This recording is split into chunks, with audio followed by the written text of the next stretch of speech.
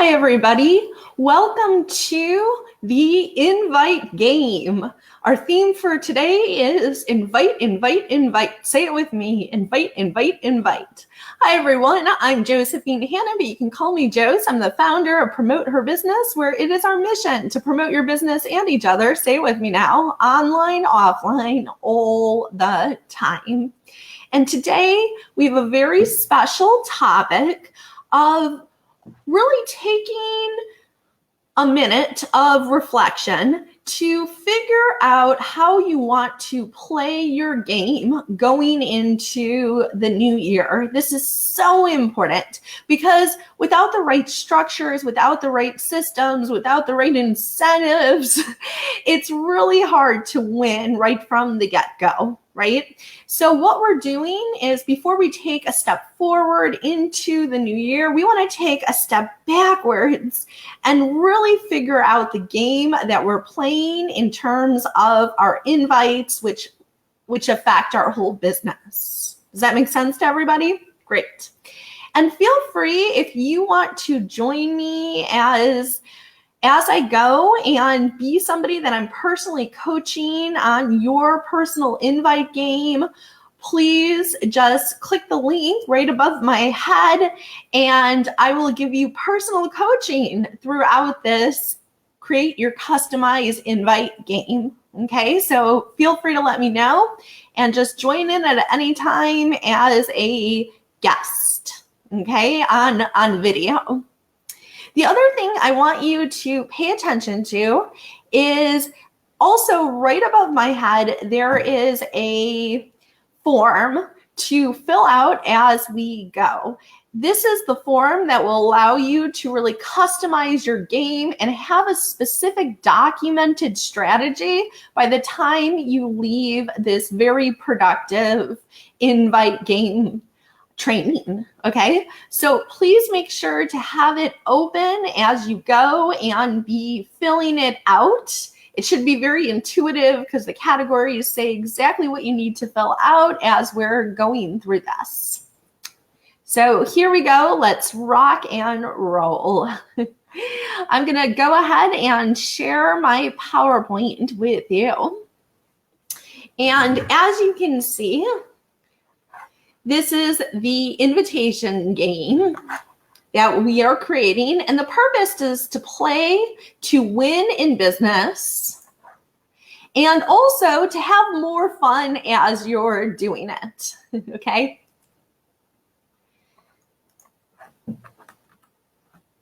Now, I really love this quote.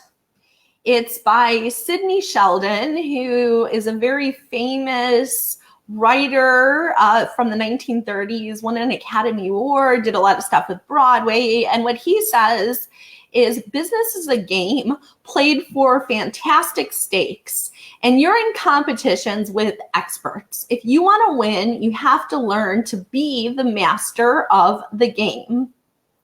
And what I really love about this is, one, I also believe that business is a game. It's just a game. Even though we're serious about having a really big mission and fulfilling upon what we're up to, at the same time, we want to be serious, but we don't want to be so serious that it turns into something that actually drains us more than it uplifts us. So part of creating a game is really simultaneously creating a context, a mental state around how you're thinking about the game you're playing.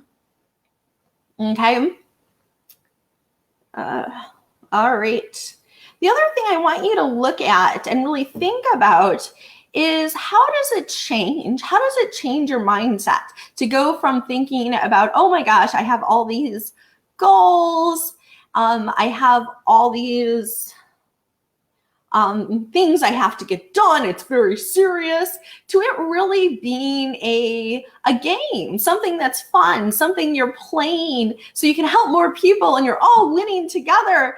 And, you know, the stakes are high, but you can do it and it's worth it, right? Like, how does that change your mindset and how you're approaching your business? And I see Sherry is here. Thank you, Sherry. Welcome to our game. Awesome.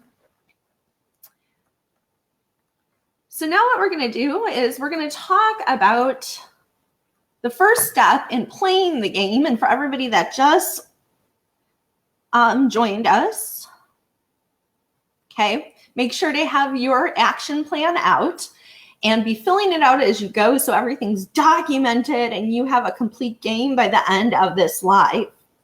All right. So the first part of this is to name your game, And Sherry, do you want to join me for a minute on video and talk about your business a little bit? Let me know. Feel free to just click right above my head.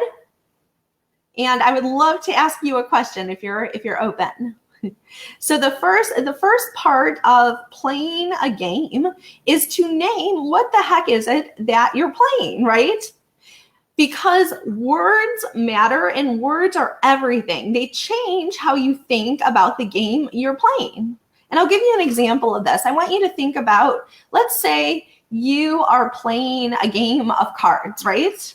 If it's called, let's say, blackjack, you might think of it differently than if it's called Go Fish. And you might think of it differently if it's called 52 card pickup, right? Where somebody just drops all the cards on the floor and you have to pick them up. And then you're like, that's so not fun, right? That's so not fun. So just based on the name of the game affects my likelihood to want to play the game. Does that make sense? So with that, I'm going to bring on Sherry Caulfield. She's an awesome chapter advisor and very seasoned business coach. So let me bring you on, my dear. I'm notifying you. You have been officially added. And I'm going to take that away. All right. Nope. All right. So Sherry, can you hear me? I can. Perfect. Can you hear me? You tell? Yes, I can. So can you tell everybody just a little bit about who you are, what your business is, and like just in general, what would you say it is the game that you're playing in your business? So I am a business coach. I work primarily with new business owners, entrepreneurs that are in service-based businesses, starting and ramping up their business, and been doing it for a long time, 18 years, and I absolutely love it. In my business, I do a lot of one-on-one conversations, and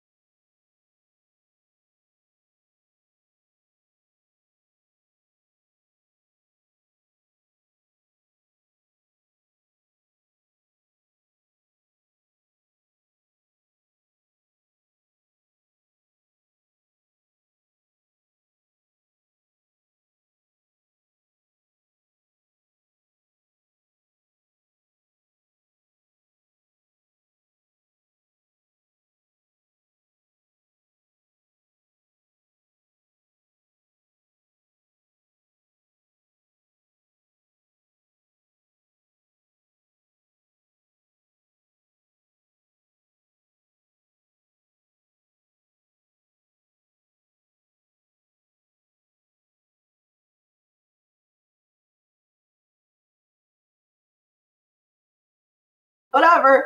Or are you like, oh crap, I'm never going to hit 21 anyway. I want to quit. And like your brain's going, this isn't fun. And I don't like gambling anyway. And right? And like these million different like things that are going through your head, right? And do you stay to the end? You know, do you play full out? Like, do you keep going even when you don't feel like it? You know, or do you get checked out? So I want you to start to notice like your habits in general. Okay, so Seema, it's right like above my head in the status update. There's a link in the description. Okay, I'm gonna give you a minute to find it. Oh, great, Deb, great. So whoever clicks the link first, feel free to join me. It's right above my head. I would love to have a guest right now to talk to about your playing style. Okay, so your playing style.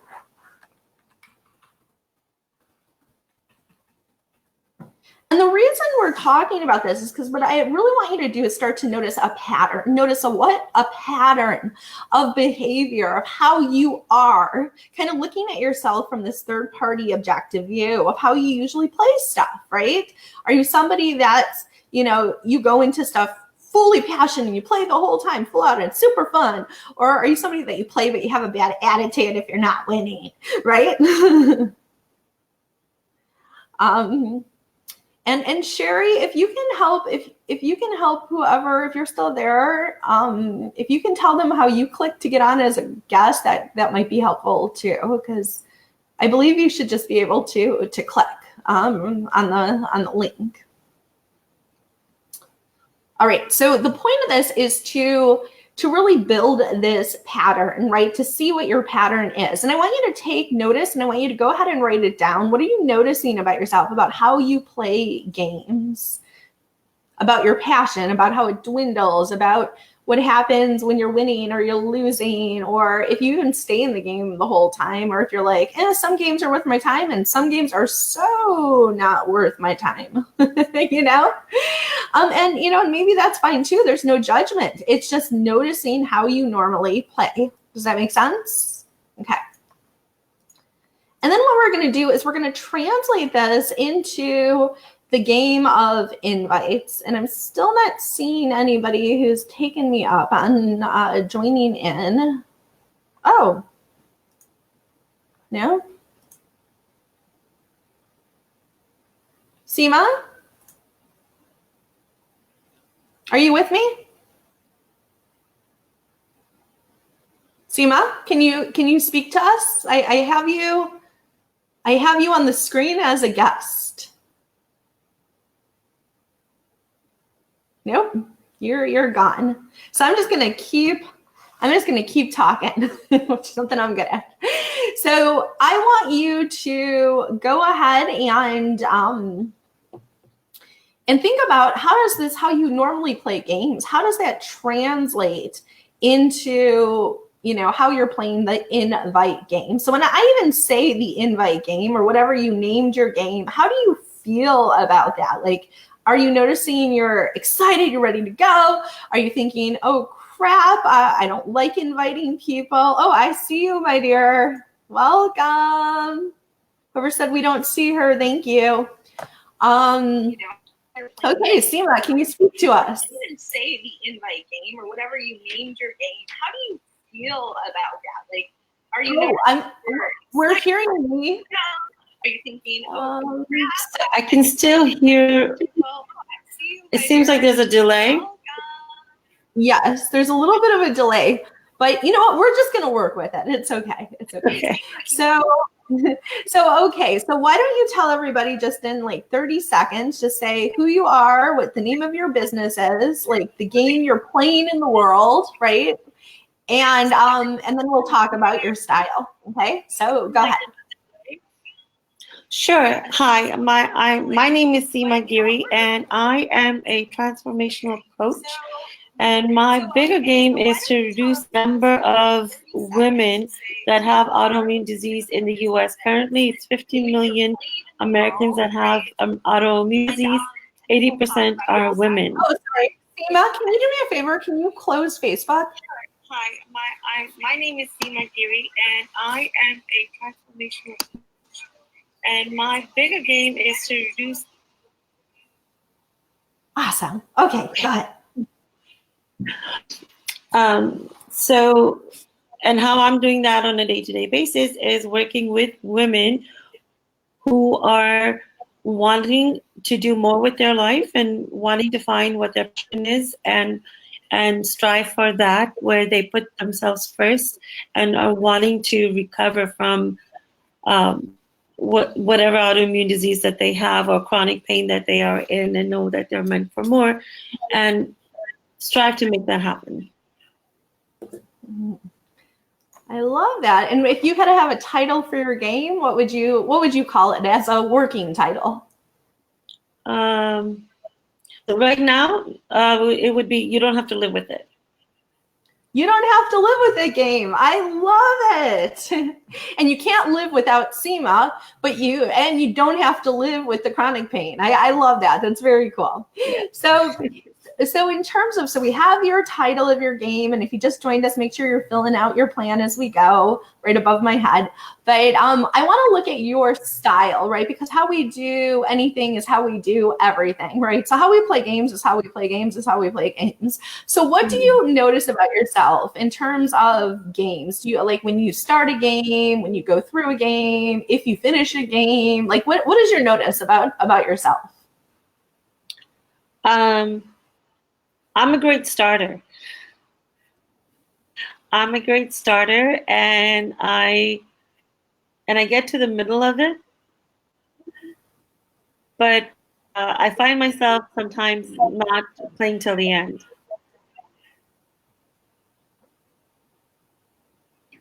And should you always play till the end? I think sometimes, it's like that 3 feet from the gold story.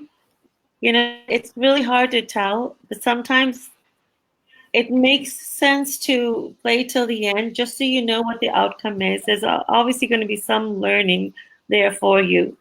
But if you don't finish, you'll never know. Maybe you do get the gold. So one thing I would consider, if you're open to it, are you coachable? Yes. Never coach anyone who's not coachable.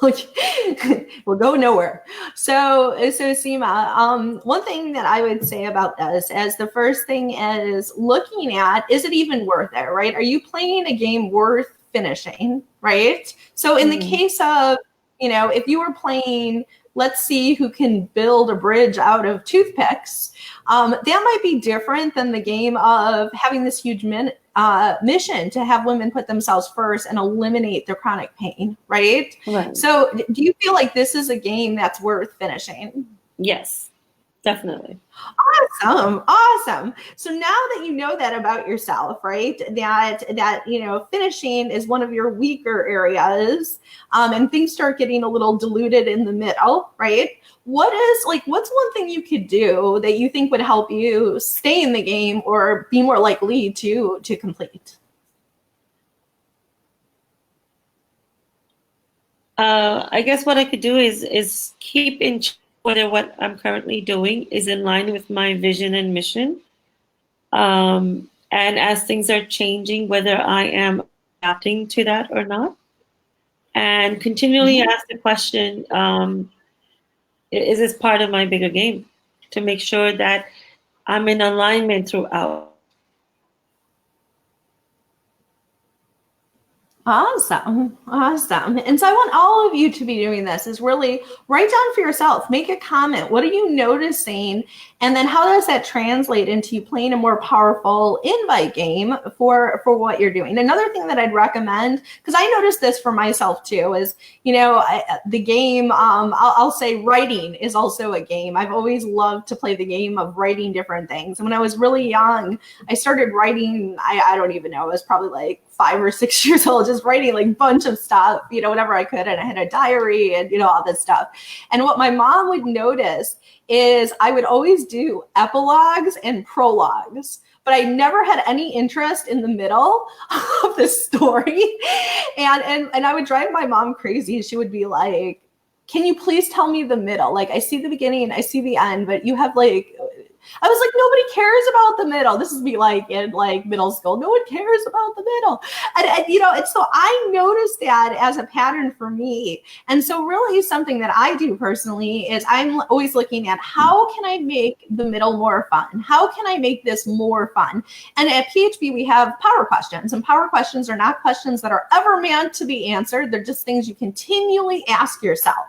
And for somebody that doesn't complete or somebody that struggles in the middle, a really powerful question that I would have everyone write down is, how can I have more fun in this moment? How can I have more fun in this moment? And how can I have more fun in this moment? Because the more fun you can make it, the more likely you can do it, right?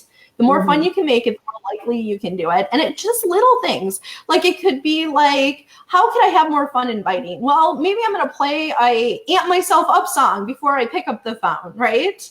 Or maybe I'm going to put on my favorite power outfit.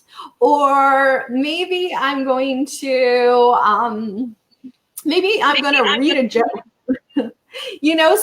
So just keep thinking about how can you have more fun. So Seema, give us one way that you can have more fun in the middle of, the invite game for you.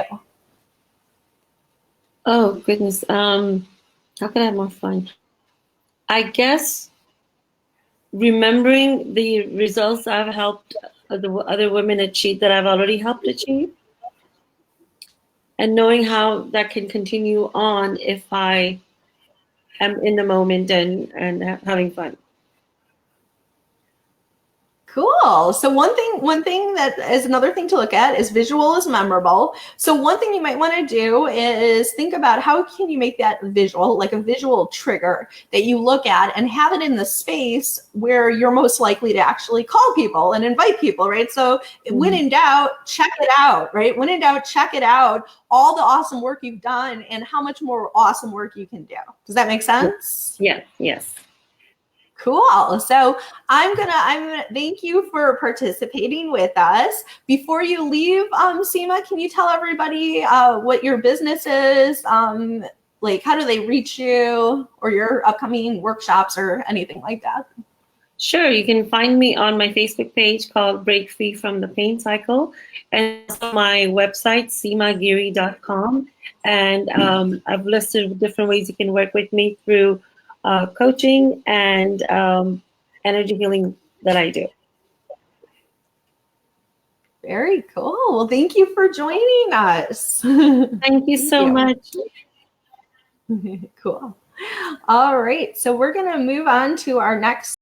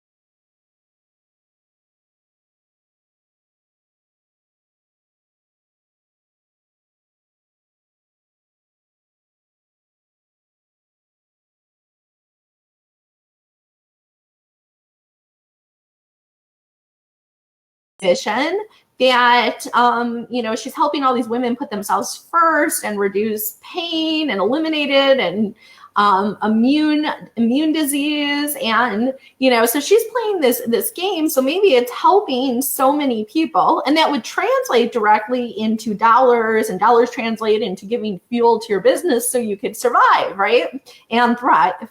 So I want you to think about like what most empowers you and how you're putting down this goal. Another thing that I wanted to bring up with goal setting that Melissa E. Sanchez told us yesterday. When you're on leadership team, we have these executive mentors and advisors who are amazing. And that's a perk of being on leadership team. And so Melissa was telling us one thing about goal setting was that it's also really important to think about, are you setting this goal for you? Is it really your personal goal, or is it like something you think you should set? If you're trying to win somebody else's dream, good luck. Okay. And it's probably not going to happen, right? You need to win at your dream. So I want you to really think about what is the specific goal, in numbers that you're playing for. Okay. The other thing that's really important with goal setting is not to confuse your overall goal with your tasks, okay, or activities. So your goal, let's say, is to get, let's say on a smaller scale, your goal is, let's say, to have an event, or let's say on a bigger scale, let's say your goal for the year is to have 100 people attend your workshops, right? And let's say that trickles down into, on average, having at least 10 people in the room at every workshop, which is 10 events over the year, totally doable, right? And so, so your goal is the 100, right? Ultimately for the year, or at least 10 people in the room for every workshop, right? And then it's looking at what is it going to take you to hit the 10 people to get them in the room, right? So to get 10 people in the room, you have to know your conversion rate, right? If you asked 100 people, how many people would say yes, they'll come to your event? That's your conversion rate. Out of the people you ask, what percentage say yes, right? So if you have a 10% conversion rate, then you know that you have to ask 100 people to get 10 people in the room. Okay, does that make sense? But you asking 100 is not the ultimate goal. That's a way that you get to your ultimate goal. Does that make sense to everybody? So it's very important not to confuse the two, and to keep in mind the most important thing is hitting your goal, not just doing an activity to do the activity. Well, I thought it was 100 people, so I invited 100 people and I'm done. Well, if you invited 100 people and only 2 people showed up, then if you keep doing that, if you keep doing what you're doing, you keep getting what you're getting, right? So the point is not to just consistently follow a strategy just to follow it because it's easy and mindless, but it's to ultimately reach your goal. So switch the strategy if it's not hitting where you want to be, and do it in a timely manner. You want to pick and stick to a strategy long enough that you can test, is it working, right? But on the flip side of that, you don't want to pick and stick to something forever and, have it be a detriment to your business because you're just doing what you were doing and it hasn't been working. Does that make sense? So pick a number of a specific amount of time to hold to that strategy. Does that make sense to everybody? And test it and seeing if it's working. And then after that test, decide, am I going to change it? And give yourself enough time to change it so that you can hit your goal, okay?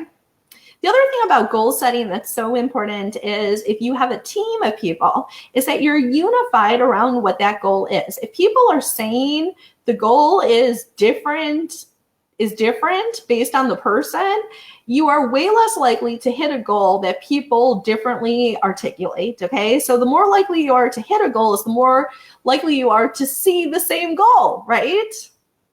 And play the same game. So it's a really important check if you have a team to make sure everybody's saying the same thing and knows exactly what it is and is playing the same game. Because if I'm saying 75 people by the end of the year and you're saying 100, you're going to be working harder than I am potentially. And that causes resentment on the team. And, why is she pushing so hard? And, and so forth, because we're not on the same page, right? So very important. So does anybody else want to jump on? Join me as a guest?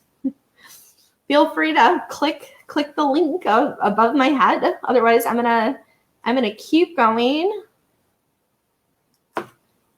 All right, so we're gonna move on to our next page. Deb, if you want to join, if you're still with us, feel free to jump on. So make sure to write down at this point, what is your goal for inviting, right? Like, what is your invitation goal?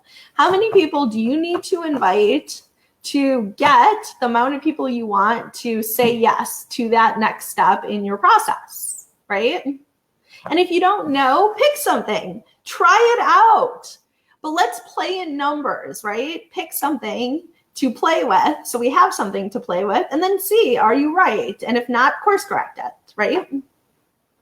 And go ahead and put a guess down for your conversion rate, right? Out of X amount of people that you invite, what percentage is your best guesstimate?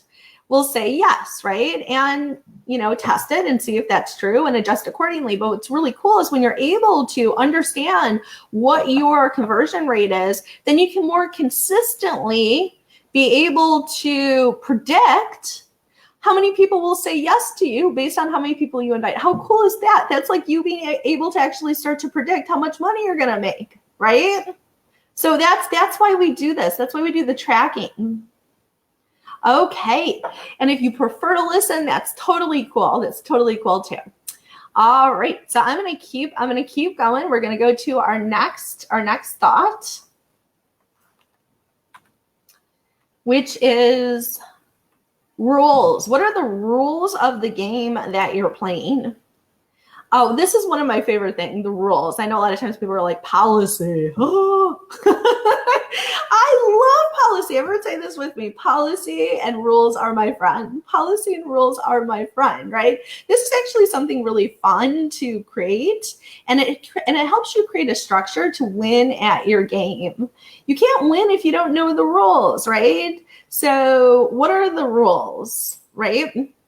So in terms of playing your game, here are some things to think about. One, what are your values, right? As rules. Can you just go out there and just the goal is to get as many people as possible any way you can? Or do you have certain ethics to abide by? Can you make things as hypey as you want? When in doubt, do you say it? Is it okay to play off of other people's wins in your business, even if you don't really believe that you can produce those wins? Right? Those are values. Those are value questions about your own game, right? That you're playing and you're promising. And then on the flip side of it, you might want to also look at, you know, rules around maybe being too much of a giver as opposed to being more of a business person, right? A lot of women can be in this category, or a lot of people, even men who are on the feminine side of leadership. It's very easy to be very giving and nice. And in that process, you might be giving away your business to the point that it's a detriment and could actually sink your business, right? If you're just giving and giving and giving free consults and more consults and everything's free and you just want to be in front of these people so badly, you're just doing everything for free, ultimately you're not going to be able to have money which fuels your business to stay in business, right? So you might need rules around when you're giving versus when people are paying, right? Another thing is rules around when you're working, right? Like, when are you in your game and when are you not? You know, it's not fun to play blackjack 24/7, right? As much as I like blackjack, I don't know why I'm using this whole analogy this whole time, but as much as I like blackjack, it's not fun to play blackjack 24/7, right? Like, I get bored, I have other things to do. It stops being fun, it turns into a chore, right? And that's what happens to our passion. It starts turning into a chore or just another job if we don't set limits, right? And business hours. Just because we could do anything whenever we want doesn't mean we should, right? So what are your rules around when you're working and when you're off? And do your clients know these rules, right? How many, you know, what are your rules for inviting around marketing and sales per week, right? Are you putting a rule in place that, you know, I am committed to inviting X X amount of people, or my rule is I spend X percentage of my time doing invite activities, right? That's a rule for me. And how do I check that? Well, I get on the Rock Your Week or the Rock Your Month lives that we do every single week, and I pay attention and I start to notice my pattern, and I say, hey, am I doing what I said I was doing, right? Because if you spend more time doing what's going to move your business forward, your business will move forward faster. It's very logical, but we don't always act logical. We kind of, especially as entrepreneurs, we like doing what we want to do when we want to do it, even at the sacrifice of our business. Ouch. Okay. Another thing, another rule that I love is, rules around your energy. Oftentimes you'll hear in sales that the person with the highest energy wins, right? So what are your rules when you step into a room and you're in front of people you could potentially invite? What's your rule around your attitude? Even if you have cramps, even if you don't feel like being there, even if you're in a crappy mood and there was traffic, even if someone stepped on your toe, what is your rules around how you're being as you're inviting people? What is your rules around how you're dressing? Which affects people's wantingness to connect with you. What are your rules around, let's see. Oh, this is a good one. Another one that you often hear in sales is the first person to speak loses. So after you ask somebody something, right? You say, hey, can you come to my event? Hey, do you want to buy my product? You don't have to say, hey, but whatever it is, whatever the ask is, right? There's a pause. And they often say, whoever speaks first loses, So, you're waiting, you're hearing the person out and, not putting words in their mouth, for example. That could be a rule, right? So you want to start really thinking about what are your rules? Is it, in the case of SEMA, what we talked about, playing to the end? Do you now have a rule that if the game is important, you're in it. You're in it to win it, baby. You're playing till the end. That is your role, right? For this game. It doesn't have to be for all games, but for the invitation game, for something that's important to you, the game you're creating, what you just titled, right? I'm hoping that's important. Then, maybe that's a good rule, right? Or another rule that I like is the rule of 5. The rule of 5 is whereby you keep asking yourself, how do I add 5 to whatever I'm doing? So how do I invite just 5 more people? Who are 5 more people I can invite? How can I add 5 to my overall goal? It was 30, now it's 35. If 35, there's more wiggle room if people cancel or they RSVP and they're no-show or whatever, right? So, you can come up with a rule like that. Another thing I love as a rule for me is one good invite deserves another. So for me, if you invite me to something that I'm like, oh, she's an inviter, she's a connector, that shows me that she's somebody who knows people, she's willing to invite, she's somebody I actually want to be friends with. So you know what? I'm going to probably invite her back. Okay. So just, be thinking about that. The other rule that I really love is having rules around what happens when you meet up with a downer. A downer is somebody who makes you feel put down, even if they don't intend it, right? But, what is your rule around whenever you hit meeting with the downer? One of my thing is for every one downer, my goal is to then meet at least 2 uppers, So, okay, this person made me feel like I didn't know what I was doing or I didn't have the right answer. So now I'm really intentional about talking to at least 2 people who do have the answers, who do make me feel like they value my credibility. And I'm going to keep talking until I meet 2 people like that, okay? And then also looking at, as a rule, the time. And Marilyn, okay. So welcome, Marilyn. I see ya. Also think about the time included in really playing your game. Okay. So you don't want to play your game forever. And one thing, the one thing that I recommend is to play smaller, quicker games. So you're not playing one big game, and if you don't hit it by the end of the year, you're like struggling and everything's at the last minute. So what I would recommend is you do like smaller, more practice rounds, fail faster, quicker, learn from your mistakes, and then play your next game. So you can break this, like the bigger game, break it into smaller games that you're playing throughout the year. You know, so maybe if you had 100 people that you're playing to get in your community over the next year at events, you have 10 people at every event, you know, maybe you're breaking it into smaller games, that this is the smaller game to get people to this event, right? And then you have rules and, you know, things around that, or they could all be aligned with the bigger game. The rules can be exactly the same. You're just changing up what the number is, and you're doing it in a smaller time frame so you can course correct. Does that make sense to everybody? Cool. All right. Marilyn, are you with us? Do you want to participate, or do you want to just listen? I can't hear you, so I'm gonna go with your listening. Yes. Okay. Great. All right. So we just have a couple more minutes to talk about things, and I did want to go over a few more things to think about. The next thing is having having score. How are you keeping score of your game? You can't win a game if you don't know what the score is, right? Like if you're playing blackjack and you don't know how close you are to 21, or you don't know what the cards represent or how many points the picture cards are, you're going to be in trouble, right? Like, how do you know you're winning if you're not keeping score? So if you're serious about winning at a game, it's so important that you have a scorecard on what it means to win at that game, right?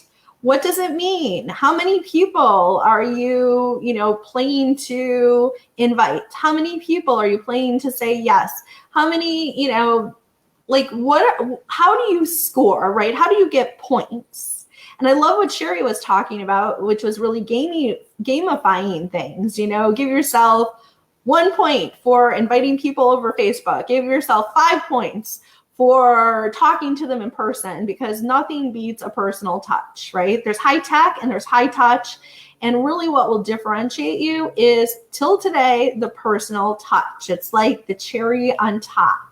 The social media brings a lot of brand awareness. Yes, some people will sign up just based on that, but really for a lot of people, having that personal touch is what's going to push them over that fence. So you don't want to rate everything equal in your game either. You want to start figuring out what are the most important parts of your game, right? That you get a higher score for versus the parts that are easy to do, only takes you a minute, but maybe aren't quite as effective either, right? So score according to impact, score according to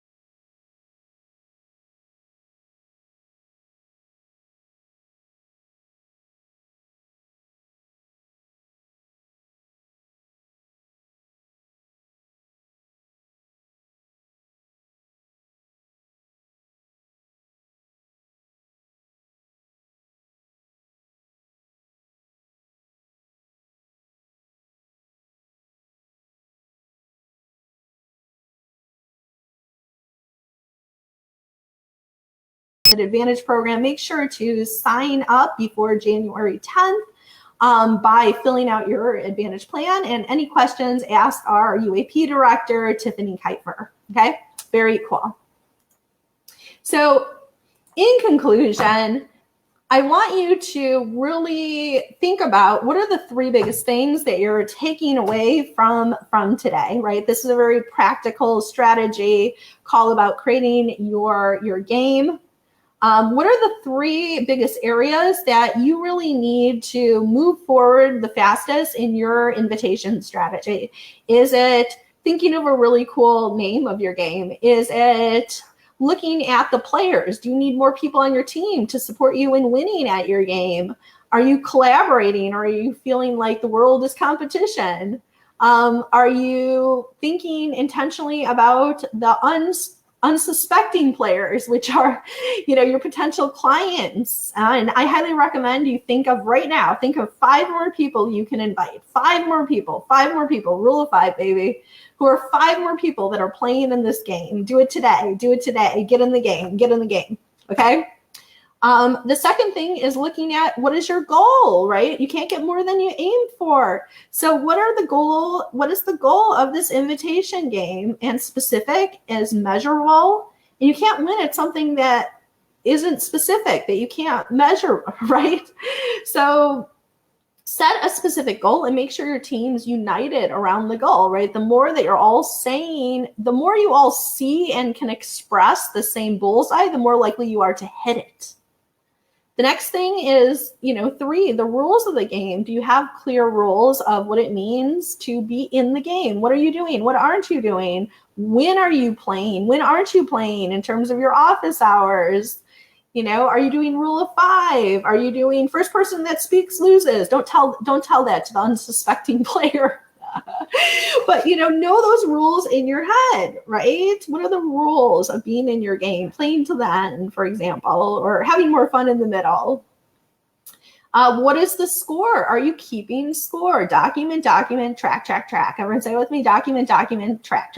You need to create your scorecard and give yourself different levels of points based on, how much impact they have in your business. And look at those conversion rates, right? And then, of course, the 3 C's, which are challenge, which are choice, and cheerleading, right? Are you challenging yourself to get to that next league? Are you challenging yourself to give up your biggest butt?